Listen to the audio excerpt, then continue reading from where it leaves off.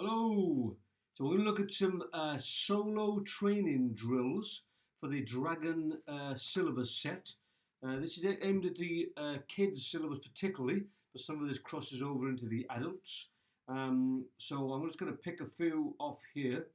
Ground fighting, circle to knee on belly. So let's bring that camera over to that position. So starting point for this technique is one knee up, one knee down. Doesn't really matter, so if I face the camera, it doesn't really matter whether your left knee is up and your right's down or the other way around. It doesn't really matter for that, but you need to be the opposite of your partner. So if I'm left knee up, they want to be left knee up as well, which means their knee will be there and their knee on the ground will be over here. Does that make sense? We're in that position there. Now, you are inherently more stable that way than that way. If you just try it yourself and lean a little bit, you'll find you can lean quite a bit that way. Whereas leaning this way, when you lose your balance fairly quickly because you've not got the stability of your foot and your ankle and all those muscles to help secure your footing. So we're going to grab at the elbows. If you grab at the shoulders, you're leaning forward, and your head will be in very close contact with your partner's head. There's always that risk you're going to bang heads, so it's never a good place to be. So grab hold of the elbows and you're a little bit more upright, a little bit more stable in your position there. Okay, next part.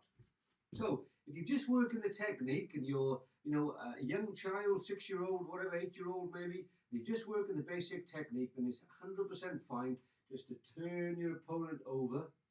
A little bit that way actually. Turn your opponent over that way, swap knees and go knee on belly. That's really what we're after, is turn your opponent that way, put the knee that was up down, bring the other knee up, pop it on their belly. Hold on to their arms as well, so they can't do anything. In your head, go 1, 2, 3, that sort of speed. Push their arm away so they can't easily hit you with it. Stand up in the fighting stance over your partner. And that would be a fine version of the technique. If you're a little bit older, certainly you're an adult, then we need to go to the next stage up. The next stage up is where you destabilize your opponent before taking them down. Now, as I said, I am more stable that way than that way. So that is the way I want to fall. I've got to get my opponent to fall in that direction. But before I do that, I'm going to pretend that I'm taking him that way. So I'm going to go 1, 2, and then it'll fall over. You should fall over more easily. Bear in mind, this is a very choreographed feinting technique, as we call it. So we're having to plan it. We both know what the outcome of the technique is going to be. We don't want to be really locked down. I'm not going no matter what, because that doesn't help the other person learn the technique. So be nice and relaxed, but equally don't be a floppy rag doll. As soon as someone touches you, boom, you fly around the place. We don't want that either. Or somewhere in between those two. So you're reasonably stable, but not going to fall over at someone blows on you. So this is the position we're in. So the person's going to fall that way because I'm stable that way, therefore they're not stable that way. I'm going to go 1, 2. As they fall, I want their head to come over here, close to my hip or close to where my knee is now on the ground. Then I swap knees. So my knee goes up to the stomach. In my head, I go 1 and 2 and 3. And I push their arm away and I stand up in the fighting stance. And that is ground fighting, circle to the own belly. What we got next? We've got bare-hand underarms from back into shoulder lock.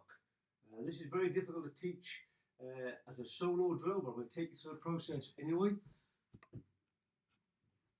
So we start with them behind us and their arms around our stomach in like a bare-hand type position. Now, what we're going to do, we're going to go right hand to right hand. So their arms are coming around, imagine their arms are coming around me like that. I'm going to use my right hand and I'm going to grab hold of their right hand and I'm going to take them off in that direction. Okay?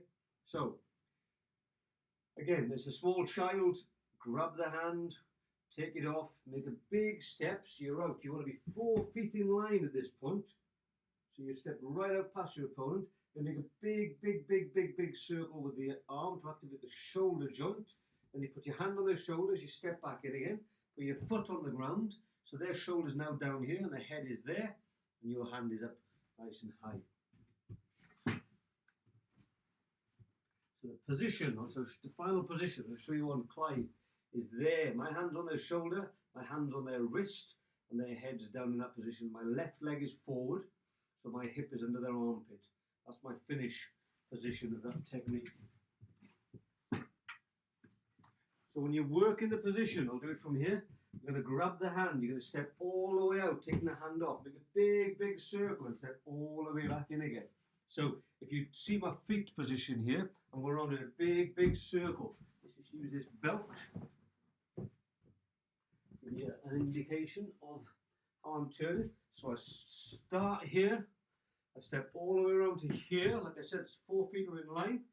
And then I step all the way over again, back to here again. So pretty much where I started, except I'm now further forward than I was before. Other than that, I end up in exactly the same place.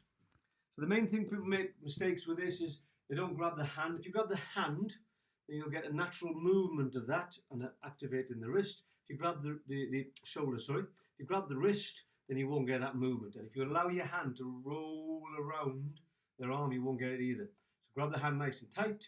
Make a big, big circle so that the palm of the hand now is pointing straight up to the ceiling. Now it's pointing straight forward. You finish in here, you point the arm towards you, and their fingers will be near your mouth at the end of the position there, so their hand nice and high, and their shoulders nice and low.